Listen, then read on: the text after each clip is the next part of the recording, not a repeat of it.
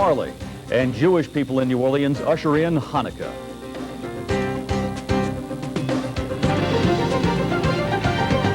WWL-TV, Channel 4, New Orleans. This is Louisiana's news leader. Channel 4's Eyewitness News. Good evening. Bill Elder's on assignment. I'm Dennis Woltering. Those stories in a minute, but first, the French Quarter was without power for much of this afternoon. That's the last thing merchants needed just 2 days before Christmas. Hoda Kotb is at St. Anne and Charters with the latest on all this. Hoda, what can you tell us? Well, just about a half an hour ago, the residents got the good news. The power is back on in the quarter, but it was a tough couple of hours, especially if you were trying to do your last-minute Christmas shopping.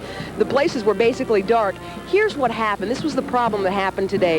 A manhole was smoking, basically, near Royal and Charters, right near St. Peter's, where there were some cables burning. So the fire department came in and they doused the flames, but Entergy had to come in and cut off the power to the quarter so they could get to the problem. What that meant was 4,100 people were without power. And as you can imagine, that was tough on the shoppers and on the merchants. We haven't had no business in the last 2.5, almost 3 hours. It's been just dead.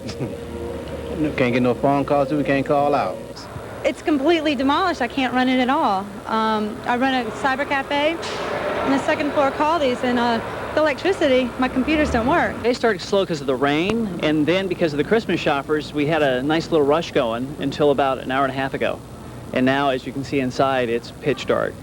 And the candles that we did have dwindled down to nothing. So it's real tough right now. You expected this to be a good time for... Very good, because people are panic buying. They'll buy anything, you know, getting that last-minute Christmas gift. It's wrecking my life. I wanted to see the talk shows when I came home, and now there's nothing. There's not even any electricity, you know. Hey, the power's back on. She'll get to see her talk shows again tomorrow. Now, there is one small half-block area that is without power. That's the same block near Royal and Charters. That's over by St. Peter's, and they're working on that right now. So, again, power back on in the quarter. People are flooding back in to enjoy their Christmas time here. Dennis, back to you. And only hours left. Thanks. Yeah, that's right. Tonight, New Orleans Mayor Mark Morial says the city has earned a new reputation. A reputation as a city that has met violent crime head-on and made significant progress, especially with the murder rate. As Serena Fazan reports, the city's murder rate is down for a third year in a row. For a lifetime, Calvin Hurd has walked along the streets of the St. Bernard housing development. But this year it's different. There's police presence. Everything been quiet. Everything been real quiet. Since it's been there, everything been real quiet lately, you know. So do you think the police department's doing a good job, sir? Yep, a wonderful job. Last year, 14 people were murdered in this complex. This year, there's been only one, and that was before the substation was built. The mayor says the reduction of crime in the St. Bernard development is a trend that the whole city is enjoying. I think 1997 can best be described as a year of the big turnaround. That's because murder has fallen by 40% since 1994. 421 murders plagued the city that year. In 1997, there have been 260. That's 83 less than last year. Overall, violent crime has fallen 22%, a statistic that exceeds the national trend.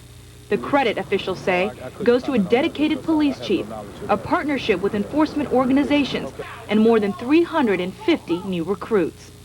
I think what we have to look forward to in 1998 is continuing push and prodding on the crime front to continue to reduce crime, to expand the New Orleans Police Department.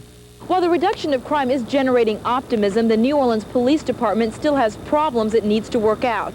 Just this year, 3 men who were officers, David and Ronald Singleton, as well as Raynard Smith, were indicted on federal drug charges. But Assistant Superintendent Ronald Surpass defends the department. A few bad officers, he says, can't taint the accomplishments of this year.